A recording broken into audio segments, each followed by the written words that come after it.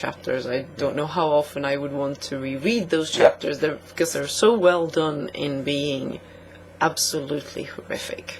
Yeah. There's not to say Tyrion's chapters are just him, moping around. No. As we were discussing, there's some very significant developments. Yeah, very significant developments. Probably one of the most significant actions in the whole novel is affected by Tyrion being Tyrion, and it's a great moment when you realize what he has done, or what he has managed to do. It's very interesting.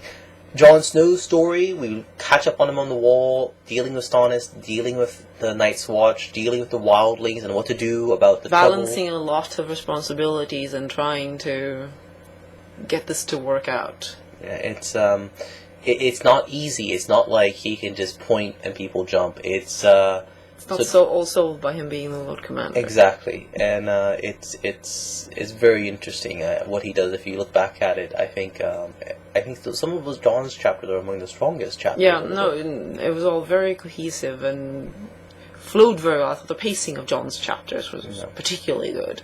There was none of the holding pattern there. Certainly, Right, it felt very well paced all through.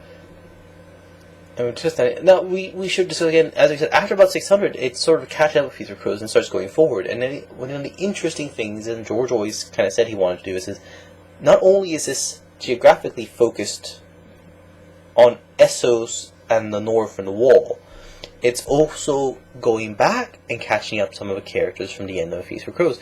So certain things are resolved. For example, one of the big ones for many people is Brienne's cliffhanger is resolved. We know the end result of that after this novel. Yeah. Again, we're not going to tell you what happens. No. We have things in King's Landing. I do think that the chapter that resolves it, people should be aware that it doesn't perhaps pay off as much as they would like. I think it might be fair to say that the result of that leads to an even bigger cliffhanger. Yes. So I can see people maybe reacting negatively to that. I certainly enjoyed the chapter a lot, but and I don't have a problem with the cliffhanger as such either. But I could feel it when I read. No, there are going to be people who react negatively to this one. Yeah. I can understand the frustration, like you want to know, and getting the answer and then having a new thing to know, especially with the prospect for some that it'll take him another 5 years. George hopes it's not the case. We hope it's not the case. His editors hope it's not the case. Because of various responsibilities, including he intends to work with us on the World of Ice and Fire book to be done by the end of the year. Now, as I've promised people on Twitter, we're going to do everything we can to use make it as fast as possible. Yeah. If we could get a direct line to George's brain just to pick him up so he didn't notice and didn't have to pay time, then that would be the best. But no, we're going to try and get it done with. Take the absolute minimum amount of time we can from him. So he's talking about starting it end of year. Now remember, he's already written 100 to 200 manuscript pages. And those sequences that were taken out, obviously. And there were a couple of major sequences that were taken out that apparently were put into that book. I think I can see what some of them are. Because the book ends, it's like on a caught breath. Like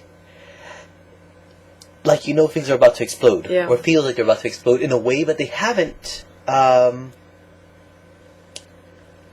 maybe it's not since the Clash of Kings.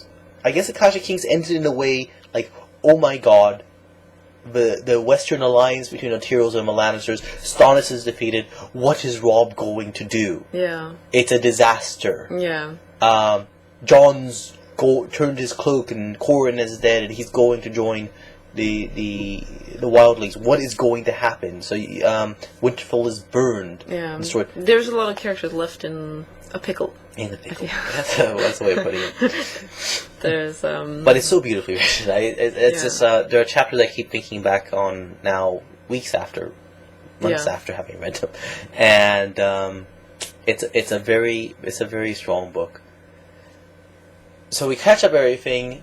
We've got great writing. We've got maybe a little pacing thing where it's clear, but he needs to wait for things to fall in place.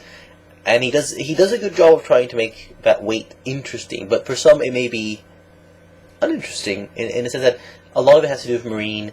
A lot of people feel like it's a sideshow. It's interesting in discussing with George point of views, because of one of the topics that come on the Song of Ice and Fire forum, which we run at Westeros, was discussing sort of would he ever have foreign point of views or foreign point of views connected to the Dothraki, the Myronese, the slavers. Yeah.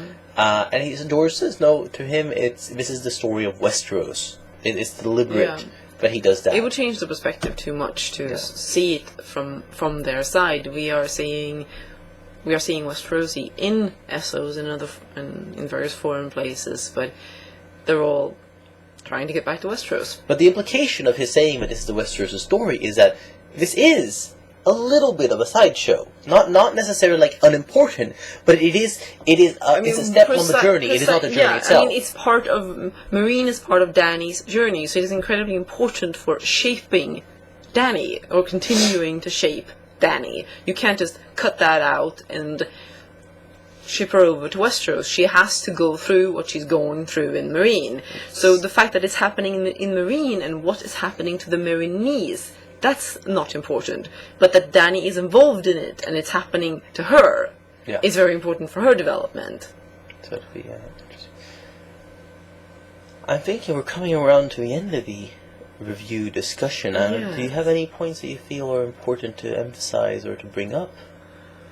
I think that, those who go into this and haven't spoiled themselves any, just, if you're feeling at any point that it is, maybe not exploding as fast as you would like, just really be patient through the first bit and savor the atmosphere and the writing of it. And there's going to be some big payoffs, and you're probably going to want to hold on to your seat for some of those latter chapters. It's not just that those are. I think one thing is savor those and pay attention, because there are some important things that George drops in quite casually. Literally weeks after the fact, I'm still hitting on oh my god moments, like realizations. Yes, he may be setting up some new mysteries and some new solutions to old mysteries and new information about old mysteries, and you really don't take anything for granted. What one character says, what one character thinks,